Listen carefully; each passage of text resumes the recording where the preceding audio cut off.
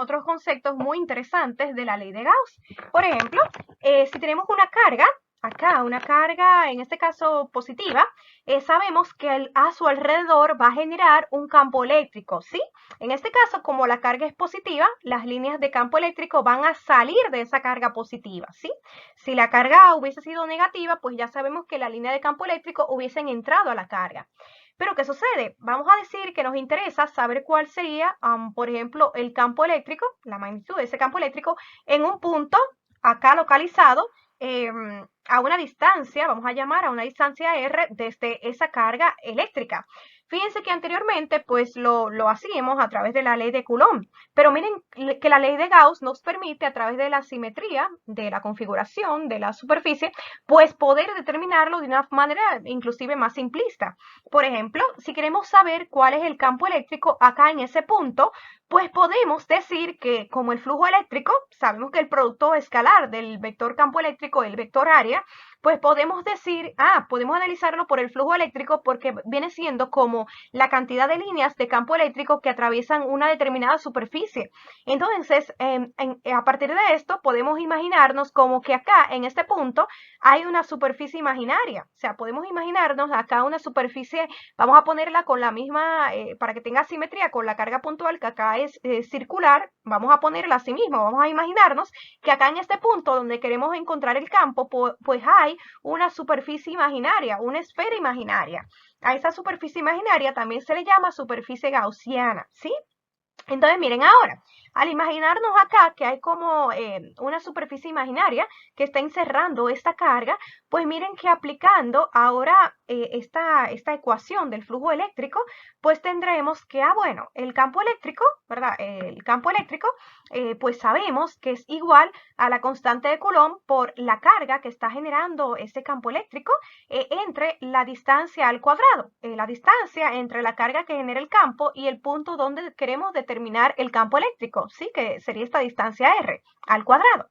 A la vez, para esto nos conviene sustituir la constante de Coulomb, que también es igual a 1 sobre 4pi por epsilon 0, ¿de acuerdo? O sea, aquí en vez de la letra K para la constante de Coulomb, vamos a utilizar 1 sobre 4pi epsilon 0. Entonces, el campo eléctrico, sustituyendo ese valor de la constante K, nos va a quedar como 1 sobre 4pi epsilon 0 por la carga entre la distancia R al cuadrado. Entonces, a la vez, la magnitud del área va a corresponder al área de la superficie acá imaginaria que corresponde a una esfera. ¿Sí? Imaginemos acá que la carga estaba encerrada en una esfera, entonces sería el área de una esfera que es igual a 4pi radio al cuadrado. Entonces miren qué interesante, que ahora el flujo eléctrico, sustituimos esos valores, la magnitud del campo, 1 sobre 4pi epsilon 0 por la carga sobre nuestra distancia al cuadrado, por la magnitud del área de nuestra superficie imaginaria, que es una esfera, 4pi radio al cuadrado, por el coseno del ángulo que forman ambos. Pero en este caso, pues si analizamos cualquier parte acá de la esfera, cualquier partecita acá de la esfera, pues vemos que un vector perpendicular a ese plano, ¿verdad? Perpendicular a ese plano, pues fíjense que tendría la misma dirección que el vector campo eléctrico, o sea, ambos están como saliendo de la esfera, ¿verdad? De como tienen la misma dirección y sentido, pues podemos que el ángulo que forman es de 0 grados y el coseno de 0 es igual a 1, ¿de acuerdo? Entonces, ¿qué vemos también? Que acá en la ecuación nos quedó, miren, nos quedó en la parte de arriba, nos quedó 4pi y en la parte de abajo también 4pi. Y nos quedó en la parte de arriba r al cuadrado, la distancia r al cuadrado, y abajo tenemos también la distancia r al cuadrado. Porque fíjense que por conveniencia, pues al poner acá la esfera imaginaria en este punto, fíjense que la distancia desde la carga puntual que genera el campo hasta el punto donde nos interesaba, había una distancia r, pero también al ser acá poner de manera céntrica, concéntrica la esfera, pues también el radio de la esfera que corresponde acá a la mitad de la longitud total de un punto a otro pasando por el centro de la esfera, sería la longitud o la distancia desde nuestra carga hasta nuestro punto de interés, ¿ven? Que también el radio corresponde a este lado que hemos llamado R. Entonces podemos ver que como son iguales, pues R al cuadrado entre R al cuadrado nos daría 1, por eso, ¿verdad? Lo tachamos. Entonces nos quedó por un lado acá arriba en el numerador la carga y debajo nos quedó como denominador epsilon 0. El coseno de 0 ya sabemos que es 1, por lo que, pues acá el flujo eléctrico, miren que nos quedó igual a la carga eléctrica entre epsilon 0, ¿ven? Entonces, ¿qué sucede? Fíjense que obviamente, para que esto sea válido, esta carga debe ser la carga que ha sido encerrada por nuestra superficie gaussiana, ¿de acuerdo? Acá esta Q representa nuestra carga encerrada. Entonces, miren qué interesante es la ley de Gauss que nos permite, pues, imaginar una superficie, ¿sí? En la cual encerramos nuestra carga y, por lo tanto, pues, el flujo eléctrico va a ser igual a esa carga encerrada entre epsilon 0, ¿de acuerdo? Entonces, con esto, entonces podemos ya establecer que como el flujo eléctrico va a ser igual a la carga encerrada sobre epsilon 0, para esto, claro, recordemos el valor de la constante epsilon 0, que es igual a 8.854 por 10 menos 12 en el sistema internacional, que es Coulomb al cuadrado sobre Newton por metro al cuadrado, ¿sí? Entonces, con esto concluimos que miren que el flujo fue independiente del radio R de la esfera. Es decir, por más grande o más pequeño que hubiese sido el radio, miren que acá lo eliminamos. Entonces, realmente, pues, el flujo eléctrico no depende del tamaño o del radio que tenga nuestra superficie, ¿sí? Sino que solamente depende de la carga encerrada. Si la carga encerrada tiene una magnitud mayor, pues mayor va a ser el flujo eléctrico. Si hubiese sido menor, pues menor va a ser el flujo eléctrico, pero no depende del área de nuestra superficie gaussiana. Esto porque si aumentamos el área, por ejemplo, bueno, si el área de la superficie gaussiana hubiese aumentado 2 veces, pues como estaría a mayor distancia, pues va a disminuir la magnitud del campo eléctrico. Entonces, si el área aumentó 2 veces, pues a la vez disminuyó 2 veces. Entonces, si lo mismo aumenta que lo que disminuye, pues a la vez no hubo variación, ¿de acuerdo? Entonces, por eso, no importa de qué tamaño, o sea, cuál sea el área de nuestra superficie gaussiana, el flujo eléctrico no va a depender del tamaño de la superficie, ¿sí? Sino de la carga que tiene encerrada. Entonces, miren qué conveniente es esto, porque si, por ejemplo, queremos determinar el campo eléctrico en un punto, ya sea en el interior o en el exterior de una carga eléctrica, en este caso, a través de una esfera conductora de radio R, pues se ha colocado una carga positiva Q, ¿ven? Como vemos acá distribuida.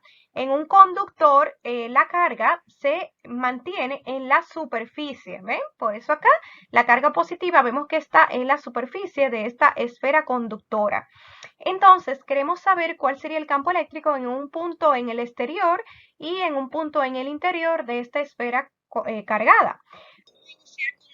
Punto exterior de la esfera, por ejemplo, acá en este punto que está en el exterior de la esfera, vamos a decir que está a una distancia del centro de la esfera, ¿verdad? Que llamaremos R.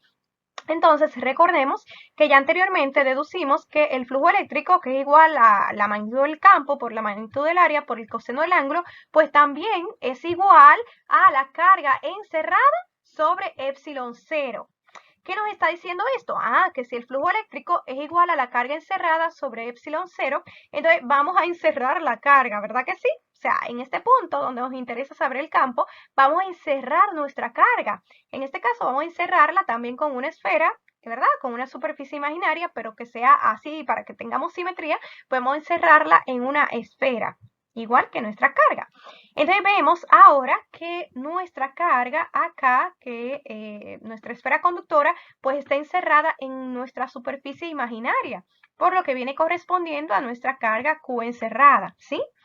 Entonces, ¿qué tenemos? Que la magnitud del campo es, vamos a multiplicarla por la magnitud del área de nuestra superficie imaginaria, que como fue una esfera, pues va a ser el área de una esfera que es 4pi radio al cuadrado, ¿sí? Entonces ya sabemos que el coseno del ángulo que forman ambos, porque en cualquier parte que consideremos, pues en este caso, el campo eléctrico, en este caso, va a salir y a la vez, pues de manera perpendicular al plano va a estar nuestro vector área. Entonces, el vector campo eléctrico y el vector área, como son paralelos entre sí, forman un ángulo de 0 grados, ¿sí? Entonces tenemos que es igual a la carga encerrada entre epsilon 0. Entonces fíjense que ahora si despejamos la magnitud del campo eléctrico, nos va a quedar igual a la carga entre epsilon 0, pero acá 4pi radio al cuadrado que está multiplicando va a pasar para el lado derecho dividiendo, ¿ven? Entonces, si lo reorganizamos, también lo podemos poner de esta manera. O sea, ya tenemos que la magnitud del campo eléctrico va a ser igual a 1 sobre 4pi epsilon 0, arriba como numerador la carga entre el radio, o en este caso la distancia, que ya hemos llamado r, al cuadrado. Entonces, ¿qué vemos? Que esta ecuación, pues, resultó ser igual a cuando buscamos el campo eléctrico a una distancia desde una carga puntual. ¿Ven? O sea que lo mismo que nos hubiese dado aplicando las leyes de Coulomb, miren cómo lo obtuvimos por la ley de Gauss, imaginándonos una superficie. Entonces miren qué interesante. O sea, hemos llegado a que en un punto exterior de una esfera conductora cargada, pues el campo va a ser igual a la constante de Coulomb por la carga entre la distancia al cuadrado. Sin embargo, para un punto interior en la esfera, por ejemplo, bueno, vamos a imaginarnos un punto acá, en el mismo centro, ¿verdad? Que está en el interior de la esfera. Entonces vamos a poner acá una superficie gaussiana, ¿verdad? También vamos a poner una esfera, pero acá encerrando ese punto que nos interesa. Sin embargo, ¿qué vemos? Que si vamos a buscar el flujo en ese punto, ahí vemos que la carga, o sea, ¿qué carga encerró? Vemos que no encerró ninguna carga y no hay carga eléctrica. Entonces, si la carga que encerró es 0, pues vemos que también el flujo va a ser igual a 0. Entonces, realmente acá en el interior de la esfera vemos que no hay flujo eléctrico. Por lo tanto, tampoco entonces hay campo eléctrico, ¿sí? Si no tenemos carga, pues no tenemos ni flujo ni tampoco campo eléctrico. Entonces, es por esto, ¿verdad? Que en una superficie o en cualquier objeto conductor, las cargas se concentran en la superficie. En el interior no tenemos carga eléctrica, por lo que tampoco hay flujo ni hay campo eléctrico, ¿sí? Es por esto que si tocamos una superficie conductora cargada, ¿verdad? En la parte de la superficie, pues vamos a sentir esa fuerza eléctrica. Por ejemplo, nuestros cabellos pueden erizarse. Sin embargo, si somos en el interior de la esfera, pues no vamos a sentir ese campo eléctrico, porque toda la carga eléctrica se concentra en la superficie, no en el interior.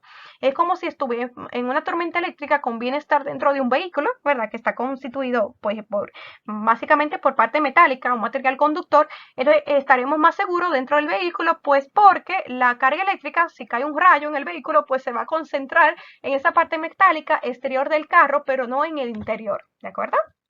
Claro, no es bueno tocar ninguna parte metálica de la superficie si eso ocurre, ¿sí? Pero con esto hemos analizado, pues, que miren qué sencillo, podemos determinar el campo eléctrico en un punto si imaginamos una superficie y por lo tanto encerramos la carga en esa superficie para establecer el área de esa superficie que hemos imaginado y la carga encerrada. Ahora bien, no es que siempre debe ser una esfera o que solamente va a ser aplicable en una esfera. Si hubiésemos imaginado una superficie irregular, de igual manera, por ejemplo, en esta parte de la superficie irregular va a pasar la misma parte o el mismo flujo, ¿verdad? Que en esta parte de la esfera, ¿sí? Que le correspondería. Con esto estamos viendo que podríamos analizar la misma situación tanto si la superficie gaussiana hubiese sido una esfera o hubiese tenido cualquier otra forma, ¿sí? Cualquier otra forma geométrica o inclusive en cualquier forma irregular, podemos establecer que el flujo eléctrico va a ser igual a la carga encerrada entre epsilon 0.